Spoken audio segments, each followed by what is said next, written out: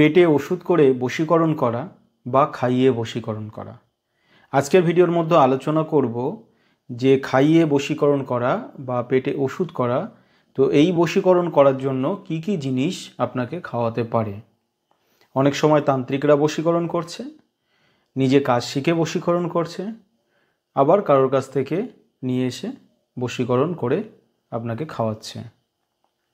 বশীকরণ করার অনেক রকম পদ্ধতি আছে, যেমন চোখে চোখে তাকিয়ে মন্ত্র পড়ে বশীকরণ করা, গায়ে তেল ছিটিয়ে বশীকরণ করা, বা বিভিন্ন ধরনের কাপড়ে বা তাবিজ পুঁতে তাবিজ ধারণ করে বশীকরণ করা, আর পেটে ওষুধ করে বা গাছরা খাইয়ে বশীকরণ করা।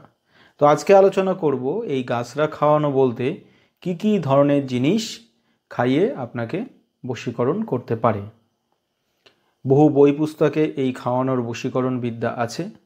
এছাড়াও গুরুমুখী প্রচুর বিদ্যা আছে যেগুলো দিয়ে খাইয়ে বশীকরণ করতে হয়।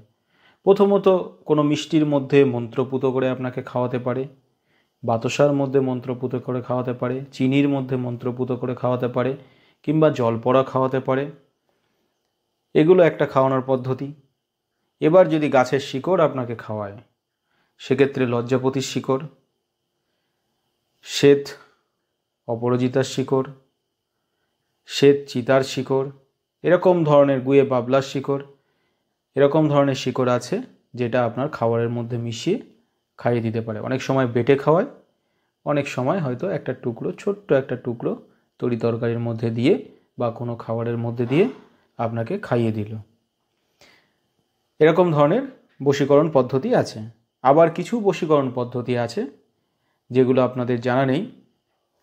জিভের ময়লা, দাঁতের ময়লা, কানের ময়লা, নাভির ময়লা, বগলের ময়লা, এই সমস্ত বিভিন্ন জায়গার ময়লা নিয়ে খাবারের মধ্যে মিশিয়ে আপনাকে বশীকরণ করতে পারে।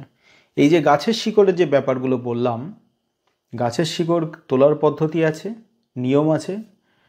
এমন নক্ষত্রে তুলতে হয় বা দিনে তুলতে হয়, অমাবস্যার সময় বা চন্দ্রগ্রহণের সময় বিশেষ বিশেষ নিয়ম থাকে।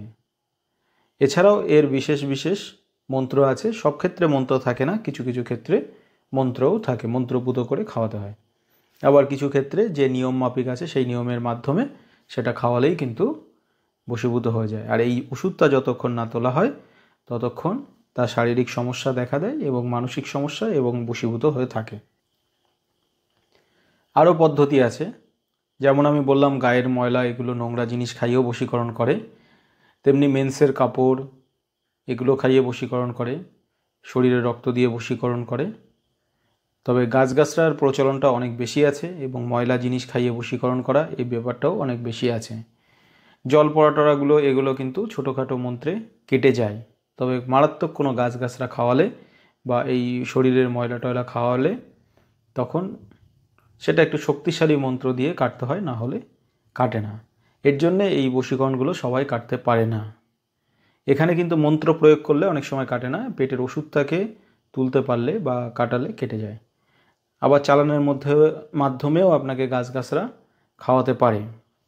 দেখা গেল আপনি কারোর হাতে খান না বা কোথাও খান না, অথচ আপনার পেটে বারে বারে ওষুধ হচ্ছে আর পাগলের মতো হয়ে যাচ্ছেন, যার কথা ভাবতে চাইছেন না তার কথা ভাবছেন। আবার এই ওষুধটা তুললে ঠিক হয়ে যাচ্ছে। সেগুলোকে অনেক সময় অনেক তান্ত্রিক জানে, চালানের মাধ্যমে সেটা করে থাকে। তবে অনেক সময় গাছগাছরা তুলতে গেলে দেখা যাচ্ছে পেটের মধ্যে থেকে অনেক ধরনের শিকড়, অনেক ধরনের জিনিস পাওয়া যাচ্ছে। তো খাওয়ানোর জিনিস আমি যেগুলো বললাম এগুলো কিন্তু বেশি লাগে না, সামান্য একটুখানি খাওয়ালেই কার্যকারী হয়ে যায়। এবার এত জিনিস তোলে কিভাবে এটা আমার মাথায় ঢোকে না। তবে অনেক সময় হয়তো চালানের মাধ্যমে খাইয়েছে, সেক্ষেত্রে এরকম জিনিস আপনার পেটের থেকে উঠতে পারে। তারপরে অনেকে দেখা যাচ্ছে এই তোলার পরে তাদের শরীর হালকা হয়ে যাচ্ছে। তবে মন্ত্রশক্তি আছে, মন্ত্রশক্তির মাধ্যমে জিনিসগুলোকে নষ্ট করা যায়। এই বিষয়ে কারো কোনো প্রশ্ন থাকলে আপনারা কমেন্টে লিখতে পারেন, সেই বিষয়ে ভিডিও করব। ধন্যবাদ।